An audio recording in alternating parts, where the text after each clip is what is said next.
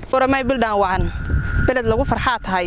budihii aqoontiyo bariya nabada baa tahay bariya ruuxa ka maqan ayaa bildaantaada tabo oo aragaaga baafi dhammaan bulshooyinka caalamku waxay baadigoob ugu jiraan helitaanka deegaan qurxoon bed qabo oo nadiif ah dadyooga caalamku ma wada helaan fursada deegaan dabiici ah oo qurux badan sidoo kale nadiif ah waxay dadyo badan isku hawlaan in iyagu sameystaan deegaan iyaga oo dhir gacan ku sameysa ku beeriyo goob biyahana u xidhaya si ay qurux uga helaan haddaba Somaliland way ka duwan tahay sidan aan soo sheegnay waxay wadamo badan oo caalamka dheer tahay deegaanka quruxda dabiiciga ah leh halkani waa Boorama gaar ahaan deegaanka dari macaani oo ah goob ay bulshadu u soo dalxiis tagto galab walba waxa yimaada boqolaal dalxiisayaal ah oo goobtan quruxda badan jawi ku qaata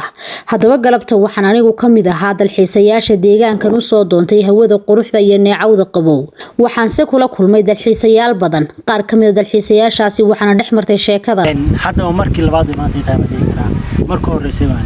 markaan bartayna hadda ka bacdi insha Allah rajeynayna ku soo meel laga maqnaan kara maahan waa meel dalxiiska aad ugu fiican ma sha Allah dari macaani wax kasta dhirtii qof kasta intuu dirintii soo qaato soo rartaalaadis oo meesha iska qada karsanaya iska imaanaya iska degaya dejiyo degan baa lagu dareeyaa ma sha Allah aad iyo aad maxaad kala kulantay goobta والله ما شاء الله ماشان dad badan baa yimaado dadka Boorama ka yimaado kaliya maahan hadda dad badan oo Hargeysa ka yimid baa nala joogayo ma sii dhaafay xagga noo dhaafay oo meelaha tususanay meeshu waa meel jawi degan oo dadka dhan waxay ku jiraan farxado xilli waxa lagu jiraa nasasho waqti nasasho ku noqonaysa camal oo jawiga bedelaysa dari macaana marka la yiraahdo markii ugu horeysay aan ahaan imaada maaha laakiin waan badan waan imaadayo mar ama qoyska aan wado mar aan dad kale asxaab soo raaco maantaana waxaan wadaa ardaydii oo dufcada maanta ka qalin jabinaysa college-ka bishan dabayaaqadeed hadoo la yiraahdo oo jeclaysanay inaan soo wada qaadano waqti aan ku soo short big near of fiican inaan soo wada qaadano runtii waa situation ka duwan situation ku joognay markaan galaaska joognay oo markaan galaaska joogno waa fasal iyo macallin iyo arday laakiin marka xagan la yimaado waa environment ka duwan oo aad arkayso geedo cagaaran biyo socda aad arkayso buuro aad marna korayso bar ka soo degayso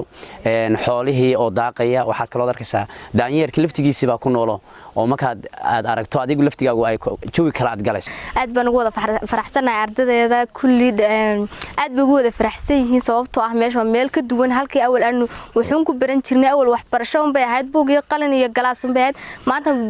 meeshii ka duwan meeshii ka jawi fiican ayaanu joognaa oo ka farxad badan kana qosol badan oo ka qurux badan waxayagina iska wadanaayo farxadeedu waa dhameys alxamdulillah kulli waa meel xaaladeedu iska degan tahay oo wax walba aad nasiimo iyo ka heli karto jawi aad u fiican seeraha Boorama waxa uu kamid yahay goobaha ugu bilicda wanaagsan ee loo soo dalxiis tago aad ay u jecel yihiin goobtan bulshadu xilli walba aad tagto waxaad kula kulmaysaa qoysas iyo shakhsiyaad ku dalxiisaya goobtan sawirana ku galaya Samiira ayaan kula kulmay halkan waxaan ka wareystay maatinkeeda goobtan Boorama waxay kamid tahay meelaha ugu dalxiiska wanaagsan leh ee lagu dalxiisi karo ayay kamid tahay waxay kaga xushaan horta waa goob cagaaran marka hore inta waxay tahay goob cagaaran oo jawigeeguna macaan yahay sida kale waa magaalada la oran karo waa loo dalxiis yimaada mar walba oo xataa safar dheer ayaa loo soo galaa in loo dalxiis yimaado sababtana waxa oran karaa doogan naacawda macaan ee dhulka iyo roobka daa inay tahay in mar walba loo dalxiis yimaado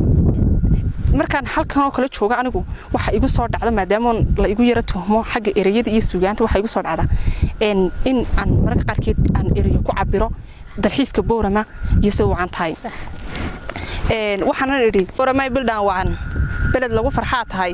budihii aqoontiyo bariya nabada baa tahay bariya ruuxa ka maqan ayaa bildaantaada tabo oo aragaaga baafiya aniguna baaleydii suugaanta badideed ayaan beedka maasada ku bisleeyay heeso waxaan idhi baraariyo barwaaqada aan joognaa Boorama ku idishay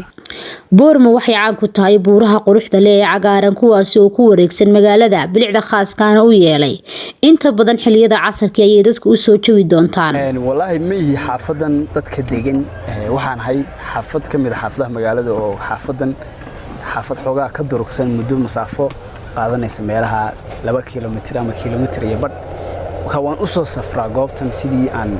wax u akhrisan lahaa haddaba daawade dalxiiska ayaa faa'iidooyin badan u leh wadamada caalamka